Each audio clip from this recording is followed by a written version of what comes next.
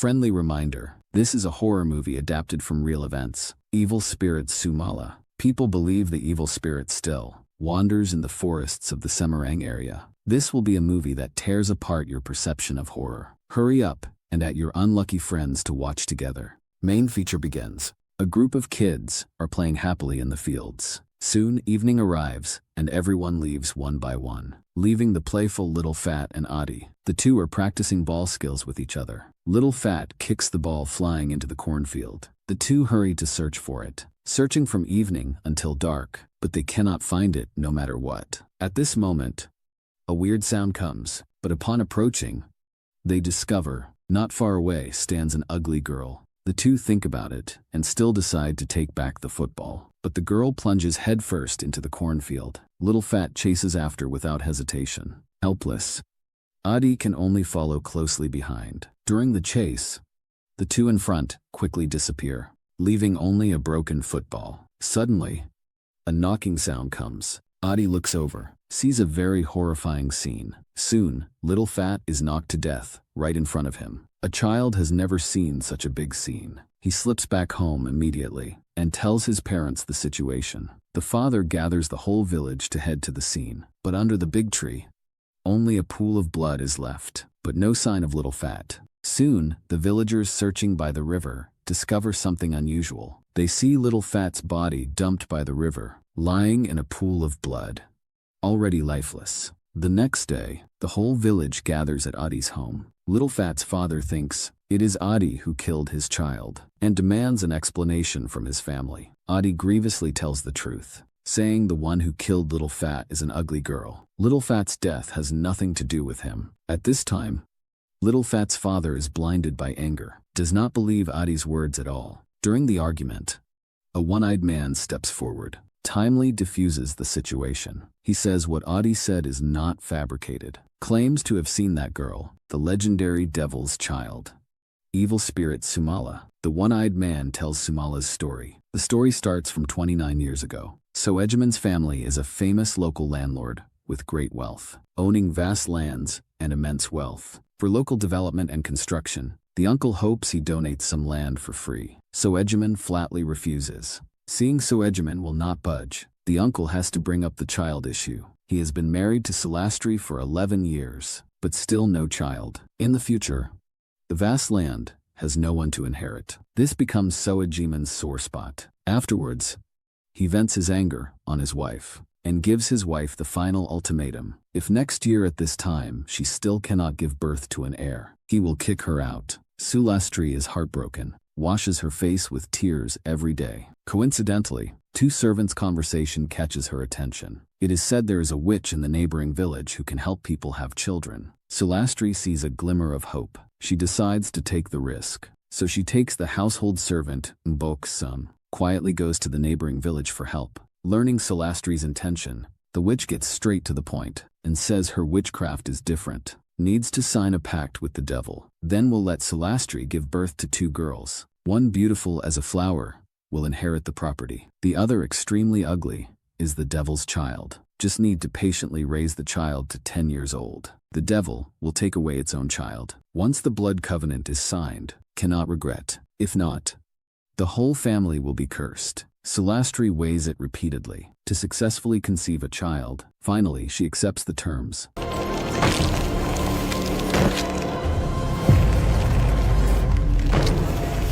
Soon, Sulastri is pregnant with twins. Her husband holds a grand bathing ceremony for her and names the two children in advance. The elder is called Sumala. The younger is called Kumala. Time flies to the day of delivery. In a daze, Sulastri sees the devil sitting in the living room. But in the blink of an eye, the devil disappears again. Sulastri gives birth to two baby girls in pain. Soejiman outside the door is overjoyed. He rushes into the room impatiently, but when he sees the ugly child, his face changes drastically. He turns and goes back to the study, takes out his tetanus sword, raises the sword pointing at the ugly baby girl. Amid everyone's screams, he stabs the child straight through the heart alive.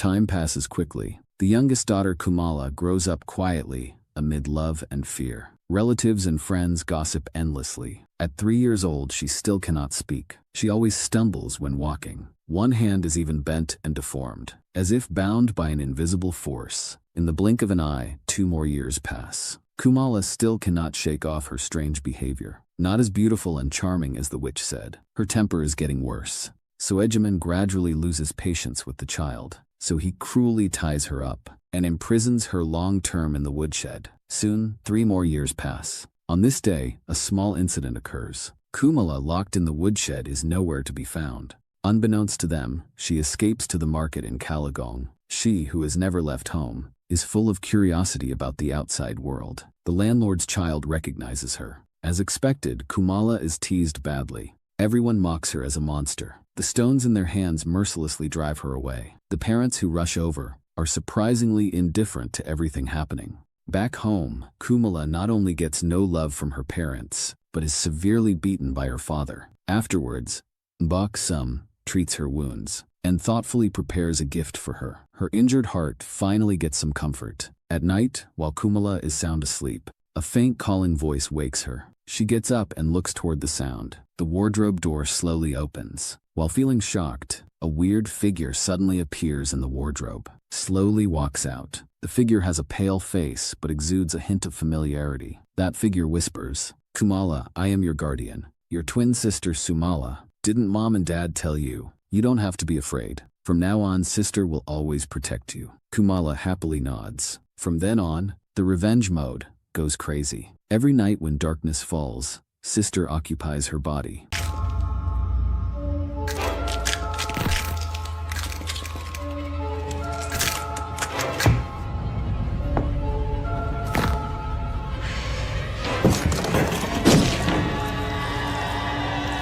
Mom notices Sumala's changes, finds it hard to believe. As expected, Sumala is punished severely again. Father sticks her in the ground like a scarecrow. The low-status mom is powerless. Slowly, her heart becomes extremely darkened. Soon, night falls. At the dinner table, her behavior becomes strange again. Under father's puzzled gaze, she actually takes off her underwear, stands up, and climbs onto the dining table.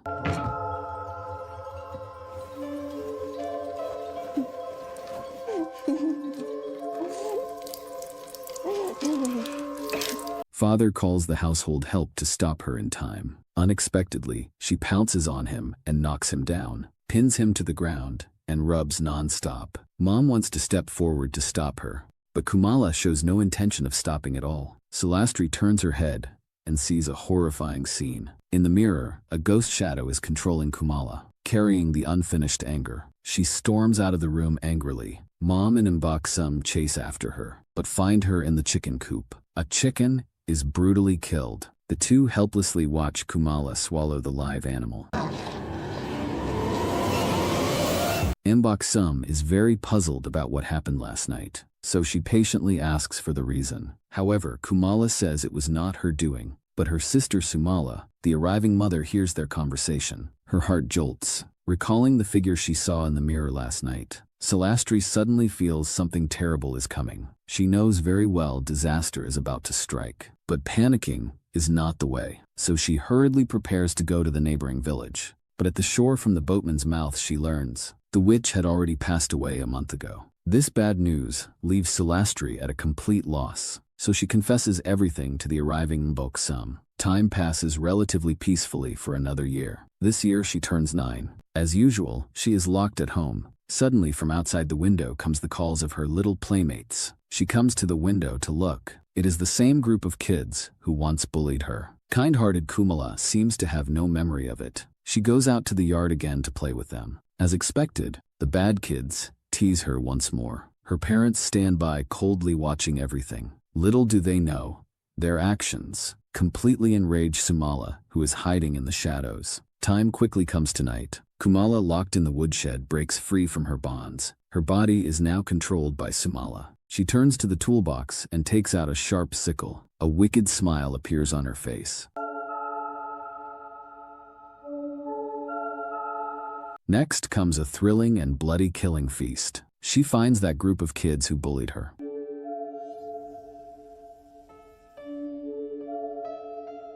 Curly is the first to enjoy an oil massage back opening. Then the second one. The third.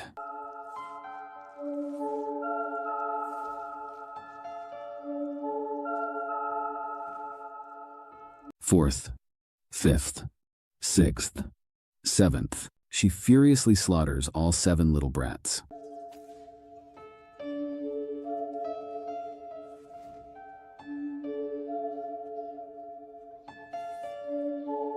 She even cuts off their heads.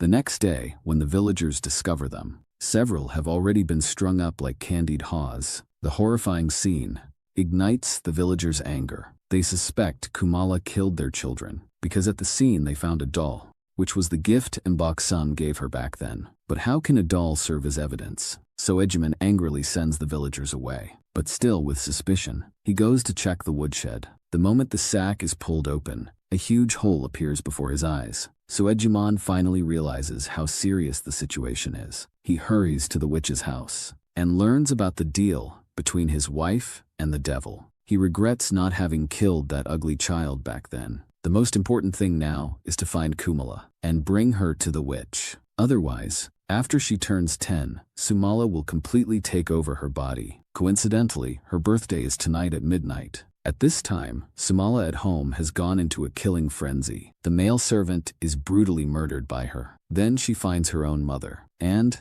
plays a flesh-cutting game with her mother. In the end, Sulastri is finished off with 1 stab. When Sojiman rushes back home, the scene before him is too horrible to look at. He panics and runs back to the bedroom to check. He finds Sulastri also did not escape death. Her whole body lies in a pool of blood. Soejiman is grief-stricken. The midnight bell rings as scheduled. Sumala completely takes over her sister's body.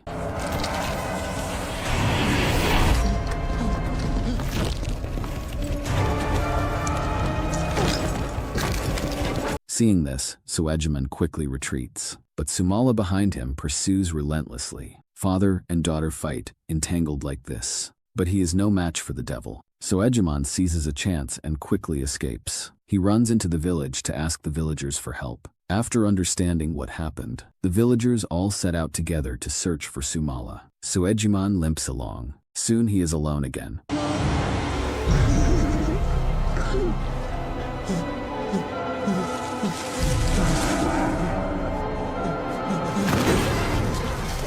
Father and daughter fight entangled once more. In a critical moment, Soejiman blocks his daughter's fatal strike, then seizes the opportunity to gain the upper hand. He picks up a nearby oil lamp and smashes it repeatedly on Sumala's head.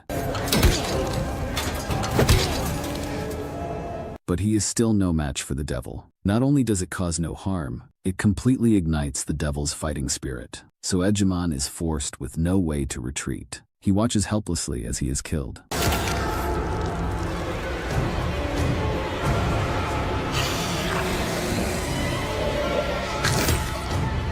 The next day, the villagers discover his body. His death is extremely gruesome. His intestines are exposed. His eyes are even pierced with wooden sticks. Because of the usual care shown to Sumala, Mboksum and her son escape the disaster. In the end, she takes her son and holds a funeral for the Soejiman family. Time jumps back 29 years later. Actually, this one-eyed uncle telling the story is Mboksum's son. He knows clearly that Sumala still wanders in the forests of Semarang to this day. Alright, the story ends here. See you next time.